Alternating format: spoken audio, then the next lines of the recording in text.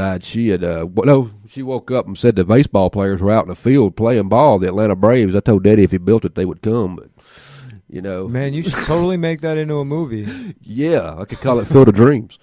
But sounds like a hit.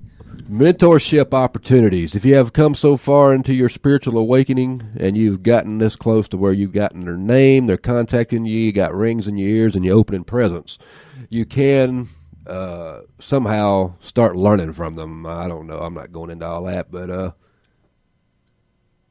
dreams, they'll contact you through dreams or whatever. I don't know, but that's if you want to know how to get your spirit guide.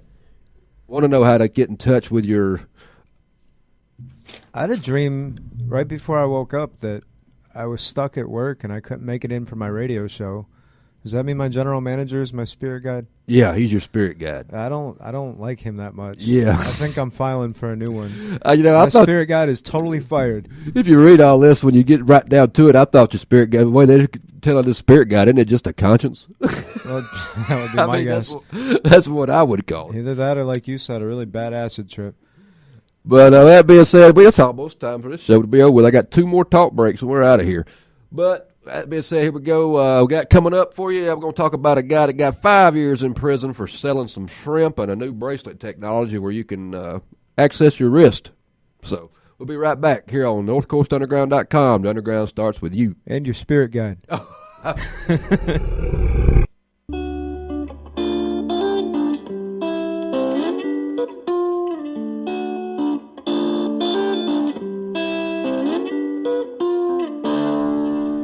This is NorthcoastUnderground.com. The Underground starts with you. I'm Sugar Shane, and I got Dave Diggity in here.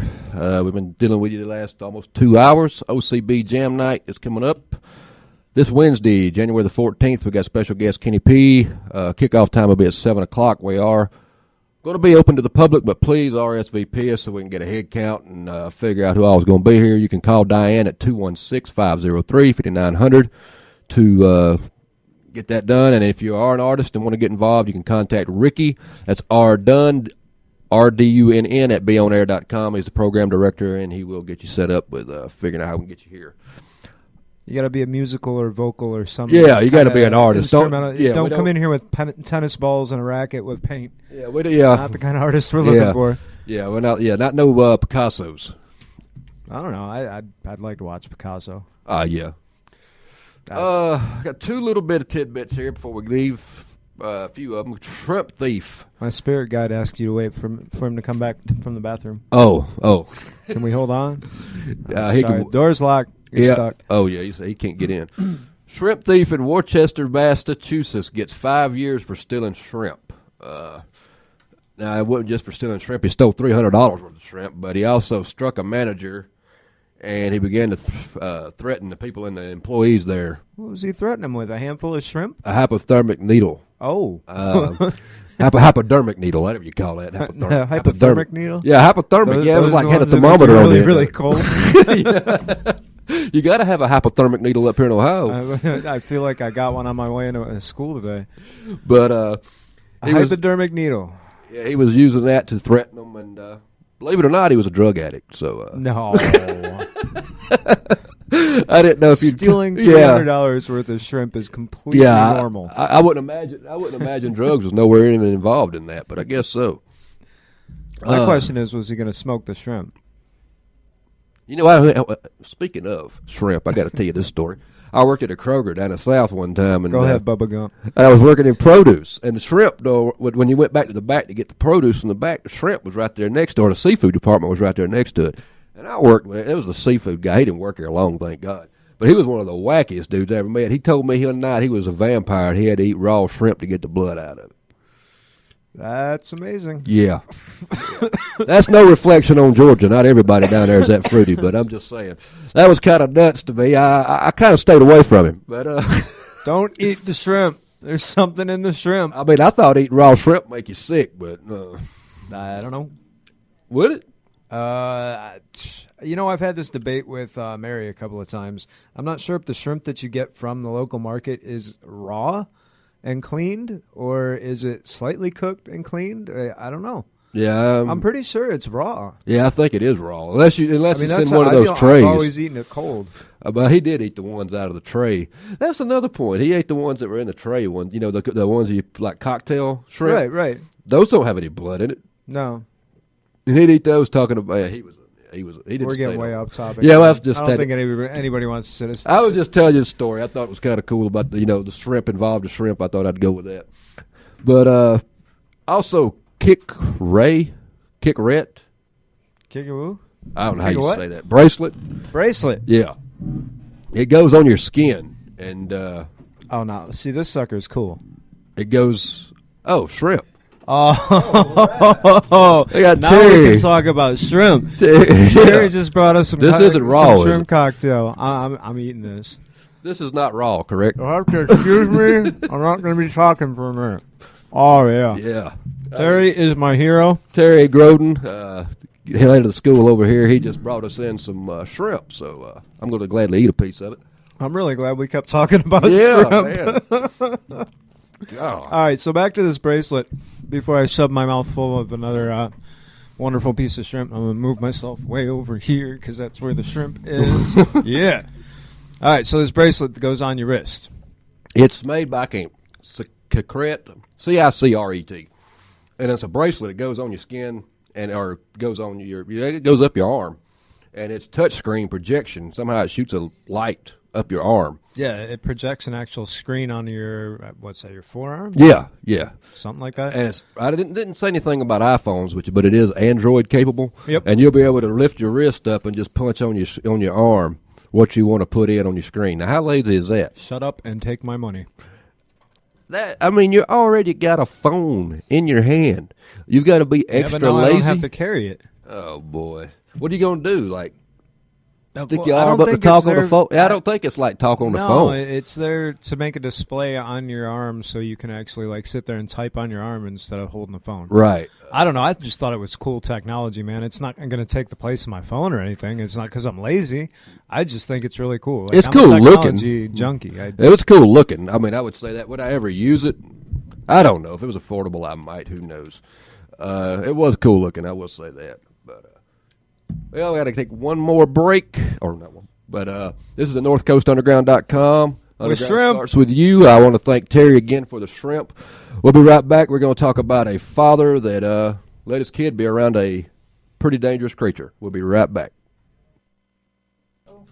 Hey, it's Sugar Shane with NorthcoastUnderground.com. Underground starts with you. This is our final little talk segment here. Got a few minutes here. Did want to mention that father had a 14-month-old kid this past week, and he let it lay down. The father had a 14-month. Well, he didn't have the kid. No. ahead. Let me correct myself. He didn't personally have the kid. He has a daughter. I was just wondering how he had a kid at 14 months old. Yeah, that would be painful. Wow. Anyway. He has a daughter, and he let him play in the floor. I don't know what kind of repercussions are done with it. I just saw a little bit of the story of the 13-foot python. That's pretty smart. Yeah. I know a python doesn't have venom. Oh, you know what? I did see this story. He was proving a point that the python, if it's well-maintained and well-fed, that you can let a little kid play with it and it won't do nothing. I think he proved a point to me that he's an idiot. Right, well, yeah. To me personally, that's the point he proved. I'm not going to let I got a 2-year-old son, and I wouldn't let him lay around the floor with a python 13 feet long. Man, one of my ex-girlfriends used to own a couple of different snakes, and one of them happened to be a boa constrictor. And I'll tell you what, man, those things, for as much as everybody thinks bad of snakes, they develop personalities, and they get really attached to you and not in the kind of attached I'm going to eat you kind of way. Right. Like, we used to take this thing for walks, and it would just kind of slither up my arm, down hers, and it never showed even a hint of violence. My uncle that raised me, he was telling me a story one time about how when he was younger, he spent the night at his guy's house and had a few snakes, and I believe a python is what it was. Or it was a python or a boa, but it was a constrictor nonetheless. He said he woke up in the morning or woke up in the middle of the night, and that thing was wrapped around the bottom of his legs, keeping warm under the blanket. He said, man, he beat a path out of that place. He said, I said, yeah, I said, if there wasn't any doors, I'd have made one, brother. I can bank on it because I don't even like snakes. Harmless or not, probably not the best idea to put your 13, 14-month-old daughter down on the floor next to something that could very well decide that it's got a sudden case of the munchies. Parents today, I just don't understand them nowadays, man. I'm going to be honest with you. I mean, we got people out there that could tell you where their dogs are at, but they couldn't even tell you where their kids are. We live in a society that they neglect their children. But they can tell you all about the Kardashians. Oh yeah. They ain't gonna miss a beat on that one. But if you're gonna have kids and bring them into this world, whether it be by accident or whether it be intentional that you plan it, take care of them. If you're not going to take care of them, they have adoption agencies out there that will, and you don't have to let your kids go lacking. I'm going to tell you, just a voice of experience, if you don't take care of your kids and you're not around your kids, when the time comes down the road, that kid won't forget it, and it will affect your relationship in the future when you go down the road. Not just that, man. It affects our entire future. Something I touched on my show quite a few times on Monday. If you don't take care of your kids, these are the kids that you're raising to take over for you when you can't do it anymore. Right. So, I mean, think of the fact that you're basically part of the fact that the world's falling apart. Well, that's what worries me, man. When you look at the generation of kids today, that's our future. Oh, yeah. And, I mean, you see where they're headed.